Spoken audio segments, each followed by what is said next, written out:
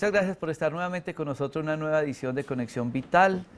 Para mí es motivo de mucha alegría poder compartir estos espacios en directo y créanme que es un esfuerzo grande y es un corre-corre uno todos los días estar en el set compartiendo con todos ustedes, teniendo invitados, temas, buscando algunos tópicos de la salud que sabemos son importantes para todos ustedes, que finalmente hemos tratado de resumirlos en mi libro Las 100 enfermedades más frecuentes y cómo hacer de la cocina una farmacia, que además es un libro que ustedes pueden conseguir ya en todas las librerías nacionales en Colombia, en todos los aeropuertos y en todas las tiendas naturistas.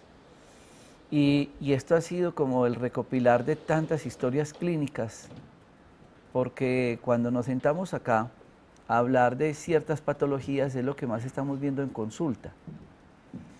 Afortunadamente muchas de estas patologías se pueden prevenir en el momento en que ustedes entiendan la salud desde la prevención. He dicho y seguiré diciendo que la salud es muy económica. Sí, pero ¿cómo dice eso? Es que hay que ir a una consulta, pagar una consulta y hacerse en exámenes. Sí, hay que pagar una serie de cosas, pero para uno hacerse un chequeo preventivo, comparado económicamente con una enfermedad, la salud se convierte en algo muy económico. Y pongo el ejemplo del programa que tenemos nosotros de ginecología. Tenemos un equipo de 5 ginecólogos, entre ellos una ginecóloga oncóloga. Entonces les sugerimos a ustedes que cuando vayan a la consulta se hagan un examen ginecológico completo, como debe ser, porque a mi concepto, y lo asumo, la citología poco sirve. Es un examen muy incompleto. Pero cuando me lo hacen con colposcopia, con ecografía transvaginal, con examen de seno, y me lo evalúa un ginecólogo, y por todo eso me dan un precio muy económico, ¿qué diría yo? ¿Invierto esa consulta preventiva o me gasto 30 o 40 millones en un cáncer? Desconociendo las implicaciones afectivas y psicoemocionales que es el tener un diagnóstico de un cáncer. Eso no tiene valor. Y por eso yo insisto, y nosotros hemos ideado ese modelo de salud que se llama Un Día para tu Salud. Y el que quiera estar ese día en consulta, dura 12 horas. Como le dicen allá en el taller donde llevan sus carros para que le hagan el chequeo de los 5.000 o de los 10.000 kilómetros. Señora, hay que llevar el carro todo el día, el carro. Pero a veces queremos que nos alivien un gran problema de salud en media hora de una consulta médica. Por eso el Día para tu Salud es 7 de la mañana, 7 de la noche. Laboratorio, odontología, electrocardiografía, limpieza de colon, ecografía, ginecología, medicina interna, medicina china, nutrición, psicoterapia, hidroterapia, que es el juego de piscinas que tenemos con hielo, calor y frío, geoterapia, que es con barro, baños turcos, donde la persona después se hace una ronda médica y se evalúa en grupo a todos los pacientes, se le hace masaje, relajación, luego meditación y se le entregan todos los medicamentos. Y cuando uno ve al paciente con varios ojos, ahí es donde aplicamos el adagio que dice que una sola golondrina no hace verano. Y en la medicina es mejor ver el paciente con 4 o 6 ojos que con 2.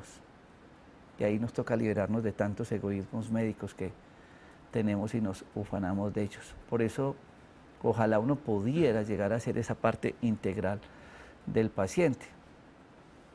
Y una de las cosas que insistimos en nuestra consulta es la parte que a mi concepto es lo más difícil de la práctica médica, y es el contexto de entender e interpretar al paciente desde lo emocional, desde lo psicológico, desde lo afectivo. No, ¿para qué me mandaron a un psicólogo, doctor? ¿Yo acaso estoy loca? ¿Qué errores tenemos cuando hacemos una remisión y la persona no entiende que ni el psiquiatra ni el psicólogo manejan locos?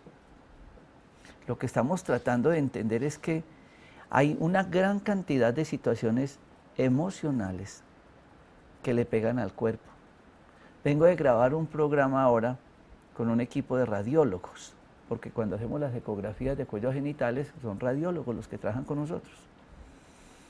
Y entonces vino un experto de Cuba, con un aparato de última tecnología, y entró una de las pacientes que le íbamos a hacer el programa de televisión y ella empezó a tener sensación de dolor para tragar.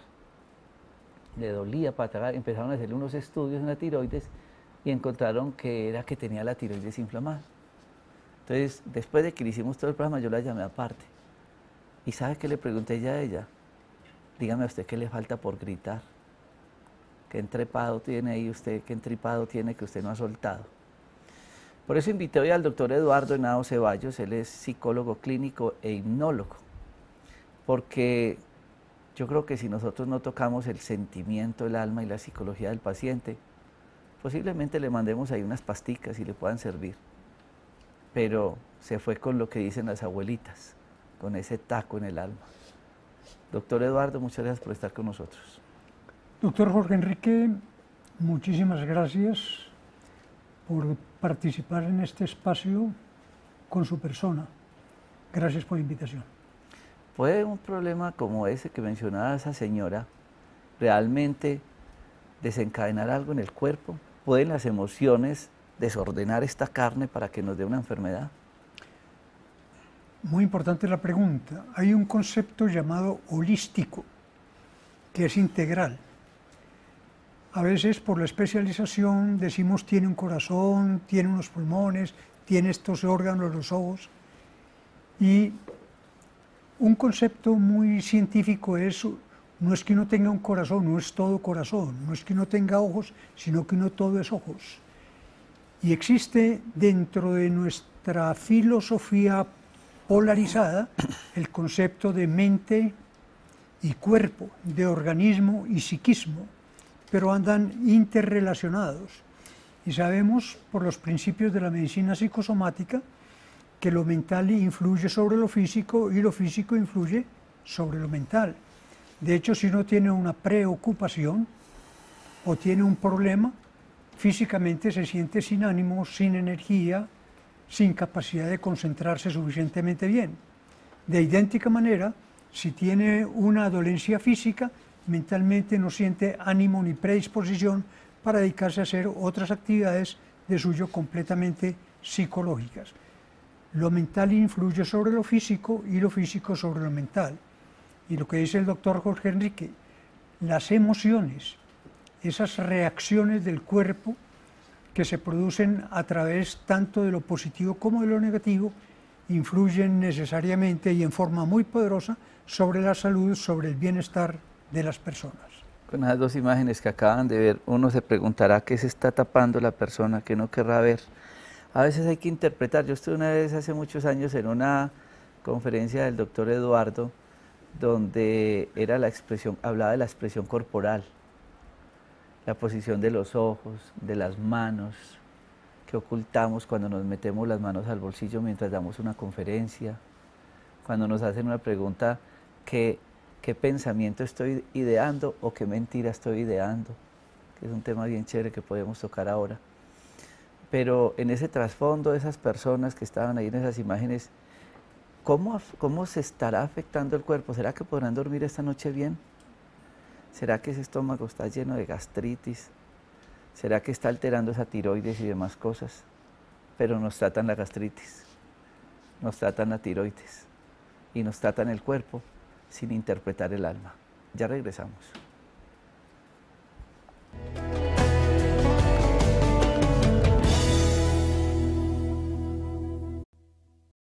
Quiero enviarle un saludo muy especial a todas las personas que nos están siguiendo en este momento en directo por Facebook Live, donde ustedes nos pueden dejar también las inquietudes, ojalá, sobre el tema de hoy de psicología clínica para lograr los conocimientos del doctor Eduardo Henao Ceballos, que es psicólogo clínico e hipnólogo. Quiero agradecerle a Rosalilia Ávila Castiblanco, tu libro, Cómo hacer de la cocina una farmacia y las 100 enfermedades más frecuentes, lo tengo. Doctor Rojas, y nos reunimos varias personas para aprender de él. Muchas gracias, bendiciones. Quien tiene el conocimiento, tiene el poder.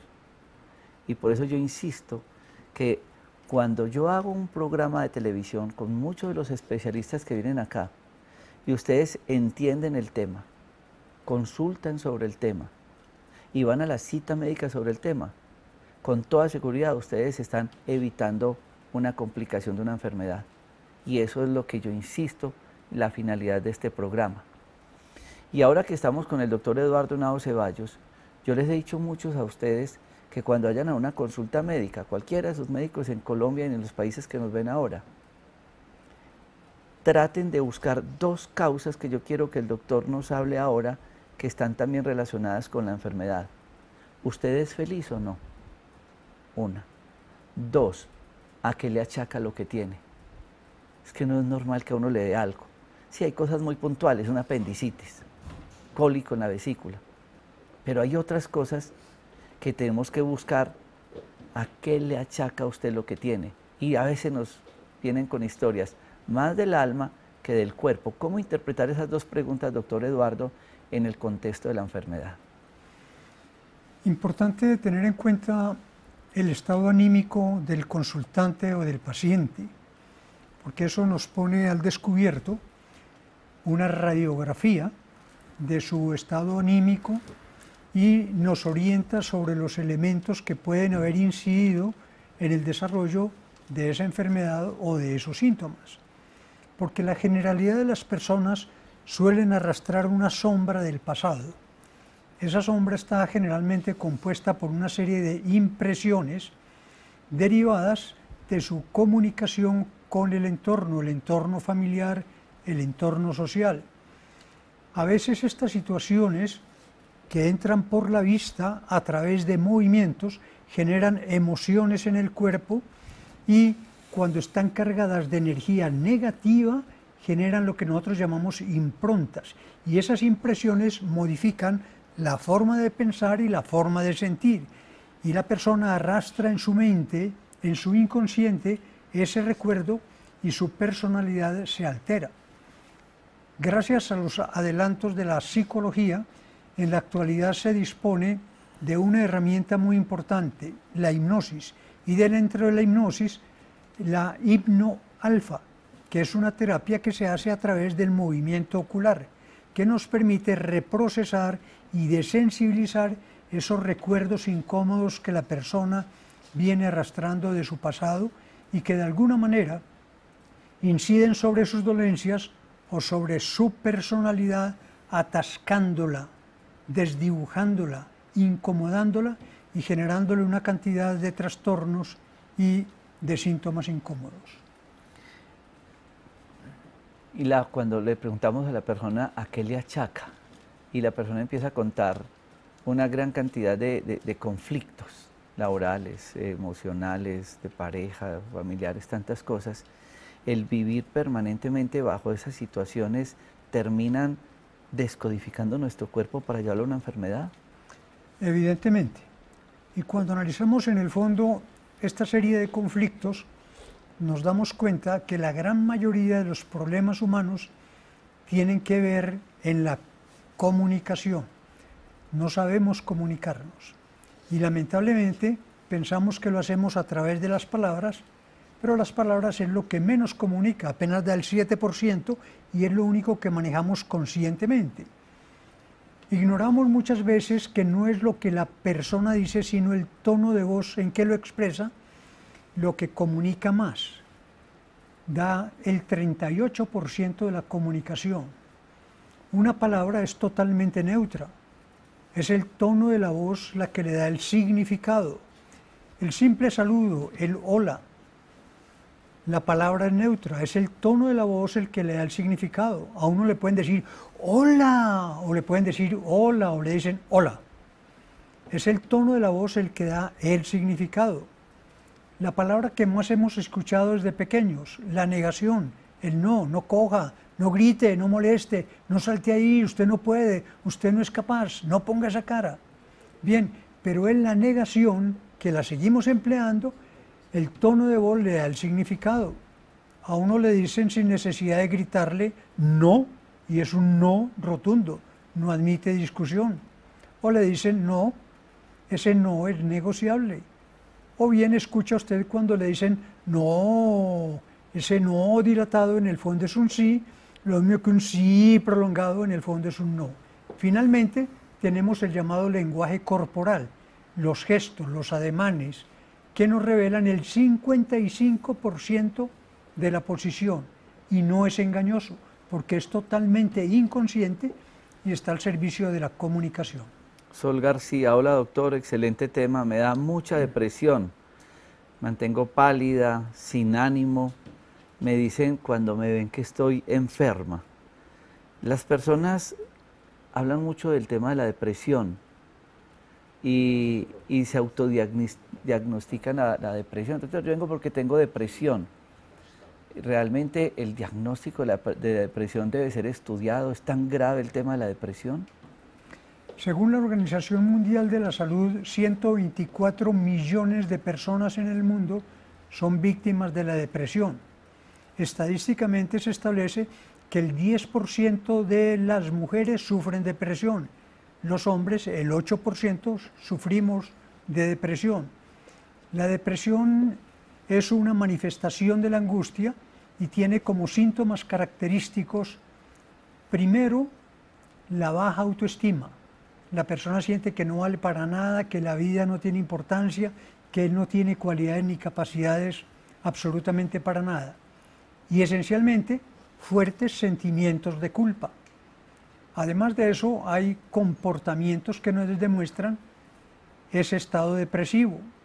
Una de las características que pone de manifiesto un estado angustioso severo es que la persona no le gusta levantarse. No es que se mantenga dormida, se mantiene bajo las cobijas en una posición recogida, fetal. Como quien dice, esto significa no quiere entenderse nada con el mundo externo. Sufre trastornos nutricionales que pueden ir en posiciones extremas. A veces no come nada y en otras desarrolla una bulimia exagerada, una necesidad de estar comiendo sobre todo carbohidratos, la dificultad para concentrarse, un estado de fatiga, de extenuamiento, la falta de motivación. Todo lo canaliza o lo polariza, no hay nada positivo, todo es completamente negativo. O sea, la depresión es una enfermedad que de alguna manera puede incidir, independiente de la edad, en los niños, en los adolescentes, las personas maduras o los ancianos, en cualquier momento de su vida. Y uno de los síntomas de alerta es la pérdida de la voluntad de vivir, el deseo de suicidarse. Hay que ponerle mucha atención cuando una persona nos habla de la muerte, deseándola, añorándola o tratando de buscarla. Esta respuesta también les llega a Livia López, que nos preguntaba que hace muchos años me tuvieron hospitalizada con depresión y pregunta que si se puede volver a repetir, llora mucho, me aburro por cualquier cosa, ¿esto deja secuelas? Deja secuelas, pero son las circunstancias que rodean a las personas las que de alguna manera determinan su comportamiento y estructuran su personalidad.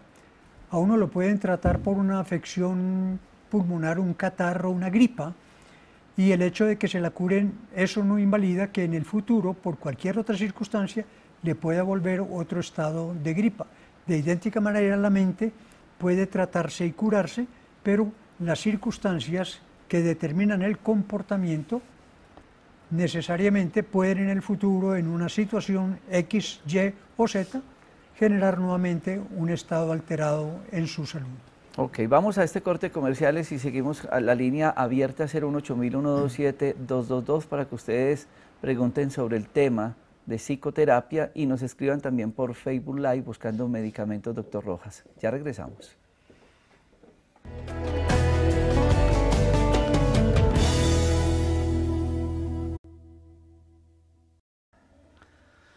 Cuando les hablaba a ustedes de la interpretación corporal, nuestros movimientos, nuestros gestos, el caminar, la posición, lo que él decía, me meto dentro de las cobijas y me tapo con una cobija y todas esas situaciones, es importante poder interpretar qué hay detrás de esto.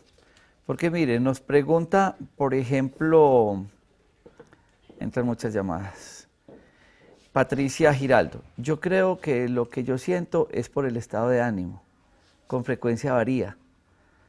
Pero se me nota más en los ojos que en los gestos corporales. Ni siquiera cambia su comportamiento.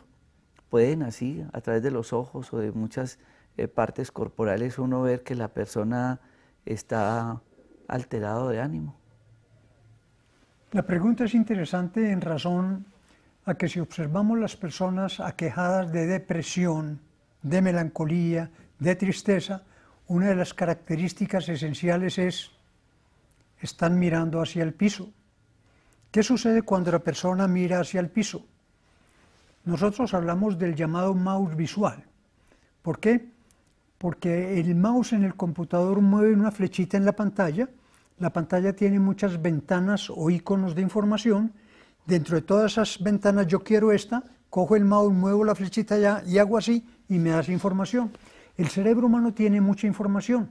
El mouse del cerebro, los ojos. El movimiento que uno hace permanentemente con los ojos está buscando la información en el cerebro. ¿Qué sucede con las personas depresivas que miran hacia abajo? El tener el mouse visual hacia abajo hace que la persona se contacte con las sensaciones incómodas del cuerpo. Es común ver una persona deprimida, no me hallo, qué incomodidad, qué pereza, este frío, y está con un rollo interno, está metida en un discurso interno. Esta vida tan aburridora, estos problemas, estos fríos tan intensos, estos calores tan asfixiantes, tanta violencia, tantas lágrimas, tanta sangre. Tener la mirada hacia abajo mete a la persona en esos dos polos, en el de las sensaciones del cuerpo y en ese rollo interno. ¿Qué sucede si la persona simplemente levanta la mirada hacia arriba 2 minutos? Se desconecta de ese diálogo interno y de las sensaciones incómodas del cuerpo. Estadísticamente estaríamos diciendo desconecta aproximadamente el 40% de la depresión. ¿Por qué? Porque ese movimiento de los ojos hacia arriba evita que la persona esté metida en las incomodidades del cuerpo y en ese discurso, en ese pensamiento reiterativo y continuado. Una de las recomendaciones que podemos hacerle a la persona depresiva es evite estar mirando hacia el piso, mira hacia el frente o hacia arriba, preferiblemente, y notará que su estado de ánimo mejora y cambia. Y está Ana Rojas en línea en Facebook Live, por ejemplo, ella dice que lleva 18 días con un dolor en la nuca y que ya no quiere tomar más analgésicos porque no se le quita. Obviamente que si ella fuera a la consulta, pues nosotros nos apoyaríamos en métodos diagnósticos y demás, pero yo también le haría una pregunta como la de la tiroides, que tenía la tiroides inflamada, una tiroiditis, que es lo que no ha podido gritar o hablar. Y yo a ella le diría, ¿qué cargas está llevando? Porque muchas veces ese dolor en la nuca y uno se da cuenta, entonces ella lleva la responsabilidad de la casa y tiene muchos problemas. Desde ese tipo de responsabilidades, ¿puede ser también causa de ese dolor de nuca? Es la imagen del Atlas, con el mundo en las espaldas. Y entonces la mente se conecta con el cuerpo a través de la nuca. Y la persona que siente que su mundo es muy complicado, muy difícil, que lleva una cantidad de problemas encima que no ha podido solucionar, se refleja en la tensión en los músculos de la nuca. Quiero agradecerle a las personas que están conectadas con nosotros desde varios países. Tengo una pregunta desde Londres. Esta paciente estuvo en colonterapia en Dos Quebradas, pero últimamente ha estado sufriendo ataques de pánico. Ella no conocía esto y ha sido horrible, siente que se va a morir. Perdón. Que ha estado en un estado muy extraño, con pensamientos negativos. Me negué a tener un tratamiento porque me da miedo del medicamento, pero no sé qué puede hacer. Bien, nosotros conocemos que las formas de angustia se manifiestan en diferentes situaciones, en diferentes grados y en diferente intensidad. En estos ataques de pánico es normal que la persona se encuentre emocionalmente tan invadida que la situación catastrófica sobre el futuro y sobre el momento inmediato generalmente la sumergen en un estado de indefensión. Existen herramientas psicológicas que nos permiten, por así decirlo, desconectar estos estados anímicos. Yo en diferentes oportunidades he hablado de una herramienta muy elemental, muy simple, llamada el pellizco del monje, que nos permite desconectar lo que se está pensando, lo que se está sintiendo, enterrándose la uña del dedo índice en la cutícula del pulgar, donde duele. Este es un switch desconectivo de lo que uno está pensando, lo que está sintiendo. Si uno piensa yo no sirvo para nada, esto lo desconecta. Uy, qué rabia, hasta aquí llegó la rabia. Es una herramienta elemental, demostrado científicamente que si uno la aplica, le desconecta lo que está pensando, lo que está sintiendo. El ser reiterativo en esto se aplica psicológicamente en una cuarentena. La cuarentena la gente lo asocia con 40 días. La cuarentena técnicamente son 21 días, 3 semanas. Si uno es perseverante en esta herramienta para eliminar determinados pensamientos, en menos de los 21 días ese tipo de pensamientos no les llegan a la mente, porque se fundamenta en un principio de la filosofía popular. Un clavo saca otro clavo. Esta cosa negativa me quita lo negativo que tengo en la mente. Vamos a esta corte de comerciales y continuamos con nuestras líneas abiertas hoy sobre el tema de psicoterapia y de hipnosis clínicas. Ya volvemos.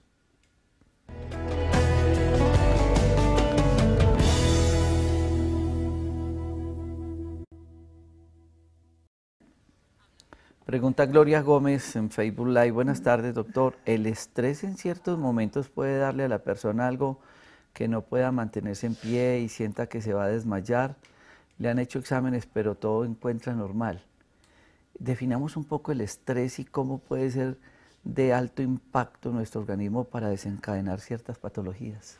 Bien, el estrés es una reacción del organismo frente a los cambios que se operan en el entorno. Cuando estos cambios se tornan amenazantes o incómodos, generan un estrés, una reacción incómoda que se manifiesta en dificultad para concentrarse, en deseos de aislamiento y altera completamente el desarrollo de la personalidad. Existe cierto grado normal, bueno, de estrés, lo llaman euestrés, porque el entorno está permanentemente cambiando y esa reacción del organismo lo lleva a adaptarse a esas circunstancias que están permanentemente cambiando.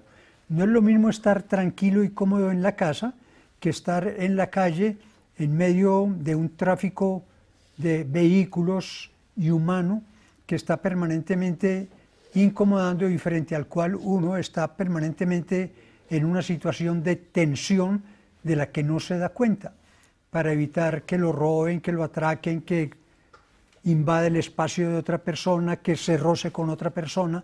Bien, son pequeños movimientos elementales que están siendo comandados por la mente y que están generando ese grado de adaptación a esa circunstancia. Cuando las circunstancias del entorno se tornan demasiado amenazantes, el estrés se torna naturalmente demasiado avasallante y ese incremento hace que la persona se sienta sin energías, con desánimo y con abatimiento en general. Nubia Morales, Facebook Live. Buenas tardes. ¿Cuál es el límite o los signos que nos indican que nuestros hijos están en riesgo de depresión o solo es una tristeza manipuladora? ¿Cómo distinguir un caso del otro? Bien, cuando los cambios en los hijos son demasiado contrastantes, por ejemplo, el hijo que es muy sociable y se vuelve apático cuando le gusta salir y prefiere más bien estar aislado o encerrado, cuando se distancia de los amigos, cuando su rendimiento académico sufre un bajonazo demasiado grande, estos son síntomas de alerta. Cuando los procesos nutricionales también se tornan demasiado contrastantes, empieza a comer demasiado o evita comer, cuando los trastornos del sueño también se hacen manifiestos, le cuesta dificultad dormir o duerme en exceso, son síntomas que nos están señalando que el hijo está atravesando una situación de crisis a la que es bueno prestarle atención. La manipulación se presenta cuando se manda o se da una orden elemental de colaboración y de ayuda y el hijo inmediatamente finge que no se siente bien. En este caso podría estar siendo manipulatorio. O sea, las madres esencialmente tienen ese sexto sentido, la intuición, que les permite darse cuenta cuando una reacción es normal, es espontánea y cuando está siendo simplemente fingida. Interpretación de los gestos, ¿no? Buenas tardes, doctor. He tenido problemas con mi pareja y desde hace 15 días tengo fuertes dolores de cabeza, falta de sueño y dolor en el pecho. Quiero saber si esto se debe a mis problemas de pareja. Bien, los problemas no resueltos, sean problemas de pareja, problemas laborales, generalmente inciden en el equilibrio anímico y emocional de la persona. Y es normal que los problemas de relación interfamiliar y los problemas esencialmente de pareja son los que más afectan el equilibrio y la estabilidad emocional. Es bueno darle importancia realmente y darse cuenta de que reprimir emociones es lo más perjudicial y lo más nocivo que hay. Si uno no es capaz de explosionar, de responder frente a una situación que le es crítica, manipulatoria u ofensiva, entonces si no explosiona, implosiona. De allí la importancia de saber manejar este tipo de situaciones. Existen mecanismos especiales que nos permiten superarlos. Si esta paciente fuera a la consulta, obviamente, pues por su dolor de cabeza, dolor en el pecho y falta de sueño y demás, o uno entra en un proceso de estudio, pero como quedan esas dos preguntas que insistimos deberíamos de tener presente en la consulta, ¿es feliz? ¿A qué le achaca? Entonces ahí es donde vamos a conocer que hay una cantidad de problemas de base que ella tiene de pareja y obviamente se le maneja el insomnio, el dolor de cabeza, el dolor en el pecho, todo lo que tiene, pero se le hace un acompañamiento desde la parte de psicoterapia. Por eso nosotros siempre en nuestros parques de la salud tenemos equipos de psicólogos y el doctor Eduardo Nao nos apoya en esa parte de consulta también y la idea es que las personas tengan ese acompañamiento porque queremos con este programa que ustedes entiendan que las emociones danzan con nuestro cuerpo y nuestro cuerpo llora lo que las emociones sufren. Por eso es tan importante nunca desprender una de la otra. Ya regresamos.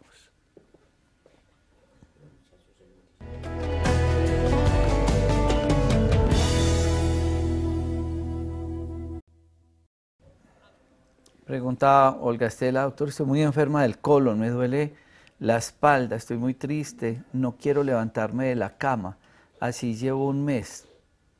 Y entonces ustedes oyeron una pregunta del colon, pero ella dijo algo, estoy muy triste. Entonces a veces nosotros entramos en esa incertidumbre, está triste, pero la tristeza fue antes o después de lo del colon. Hay un dicho que el que no llora con los ojos llora con el intestino. ¿Cómo esa tristeza la podríamos interpretar con esa relación de la enfermedad del colon? Sabemos que una persona que se reprime emocionalmente frente a situaciones que le son adversas o molestas, esas emociones reprimidas buscan somatizarse, o sea, busca el órgano no más enfermo, sino el más débil, y por eso muchas veces los conflictos emocionales reprimidos tienen su repercusión en la pared abdominal. O sea, todos estos problemas de alguna manera tienen que ver con un elemento psicológico, con un problema emocional no resuelto y no satisfecho. De allí la importancia de no reprimir emociones, de saberlas canalizar, de saberlas manejar, y a veces con una ayuda profesional nosotros sabemos que en la forma de comunicación existen técnicas y herramientas que permiten no reprimir emociones, sino dejarlas pasar. ¿Para qué? Para que a uno no le incomoden y para desarmar a la persona que nos está manipulando. Tengo una hija de 15 años con tricotilomanía. Hace más o menos 7 años, siempre ha estado con psicólogo, pero el tiempo vuelve y le repite esta condición. ¿Qué podemos aconsejarle? Bien, hay otros métodos psicológicos. ¿Qué es la tricotilomanía? La tricotilomanía es jalarse el pelo, arrancarse el pelo. Y es normal que las personas que tienen conflictos emocionales internos reprimidos muchas veces tratan de sacarlo golpeándose la cabeza o jalándose en el pelo. Esto es signo de que la persona está reprimiendo un conflicto emocional. Es bueno una ayuda profesional para que la persona pueda no solamente hacer catarsis, descargar, evacuar eso que le está incomodando, sino también que desarrolle herramientas que le permitan manejar ese tipo de situaciones para que no la estresen. Otra llamada que tenemos, esta pregunta desde Londres, en Inglaterra. ¿Se podría uno morir por un ataque de pánico? Es que me produce mucha taquicardia y se me va la respiración. De hecho, en situaciones extremas y reiterativas es muy posible que esto pueda suceder. O sea, son mecanismos de defensa de la mente. Cuando se está frente a una situación de pánico, la reacción más inmediata dentro del llamado sistema límbico es la inmovilidad, paralizarse. Pero si el paralizarse no quita el problema o la amenaza, viene un segundo mecanismo, la persona corre y huye. Y si el huir no le sirve porque el depredador viene encima, el último mecanismo que le queda es la agresividad, atacar, ¿sí? Y eso hace que el organismo movilice no solamente el ritmo cardíaco, el ritmo respiratorio y ponga en funcionamiento todos los mecanismos de defensa. Naturalmente, cuando el peligro es físico, cuando es psíquico, en este caso estaríamos hablando de estos ataques de pánico, emergen en un momento determinado, suscita estas reacciones en el cuerpo que generalmente pueden llegar a tornarse fatales en algunos casos, de acuerdo a la sensibilidad de la persona que lo sufra. Fui diagnosticada hace 6 años de depresión crónica bipolar. En ese tiempo el psiquiatra me mandó medicamentos por 3 meses, no volví porque cambié de ciudad. Y la pregunta es si su hijo podría padecer lo mismo. Bien, existen teorías controvertidas sobre este terreno de darse cuenta si la bipolaridad es hereditaria o no es hereditaria. La bipolaridad necesariamente afecta gran parte en el funcionamiento del cerebro y el sistema nervioso. No se ha comprobado realmente que esto sea hereditario, pero sí se debe a alteraciones en el funcionamiento de los circuitos neuronales. Más bien diría yo que es el entorno, la herencia cultural, cuando el niño observa el comportamiento de los adultos y este comportamiento le genera temor, miedo, angustia o ansiedad, muchas veces termina identificándose con él cuando este comportamiento se vuelve muy frecuente y muy reiterativo. Lo ve como una situación normal y comienza a identificarse con ella y puede desarrollar estados depresivos similares al estado bipolar. Un saludo muy especial a tantas personas que están en Facebook en este momento, al doctor Juan Diego Osa Vélez, médico cirujano especializado en flebología, que está conectados con nosotros en este momento. Teresa dice, doctor Rojas, sufrí un accidente de tránsito ya hace 3 años y tuve un estrés postraumático. Con el tiempo he podido seguir adelante físicamente, ya que sufrí un politraumatismo bastante fuerte. Desde que tuve el accidente tengo muchos problemas con el sueño, angustia y ansiedad. Todas estas situaciones, ¿se pueden desencadenar esos traumas de estrés postraumático? Sí, y la herramienta que se maneja en la actualidad es la EMDR, o sea, movimiento de terapia ocular para reprocesar y desensibilizar esos recuerdos que modificaron y alteraron la forma de pensar y la forma de sentir de la persona. Ok, quiero decirle a doña Olga Estela Salazar y a tantas personas que ahora están consiguiendo el libro en Colombia, ya no tiene audiolibro, el libro se amplió, tuvo una nueva versión, se le ampliaron capítulos, se dejó con el mismo precio, pero ya viene sin el audiolibro. Si algo se puede contactar con nosotros por Facebook y si le podríamos hacer llegar uno de estos libros. Yo quiero agradecerle al doctor Eduardo Henao Ceballos por compartir con nosotros. Él tiene también sus consultorios en Manizales, aparecen en pantalla los teléfonos fijos, si me los puede recordar, doctor Eduardo. 885-7626 y el 313-669-3923. Recuerden que este programa queda subido en Facebook todo este fin de semana para que ustedes puedan repetirlo, compartirlo, entender cómo los factores psicoemocionales definitivamente van de la mano con nuestro cuerpo, las emociones le hablan, le lloran, le gritan al cuerpo, y si no podemos manejar estas situaciones, difícilmente los médicos podemos mejorar esa parte del cuerpo porque no supimos interpretar desde el alma o no tuvimos al lado esos 4 ojos que necesitamos en la práctica médica, que es ese equipo interdisciplinario para evaluar de una manera integral al paciente. Doctor Eduardo, gracias por estar con nosotros. A usted muy amable, doctor. Despido este programa con una nota muy importante de algo que también amplía nuestros estudios de consulta en los pacientes y es la parte de la odontología neurofocal. Con esta nota de la doctora Adriana Maya los despedimos.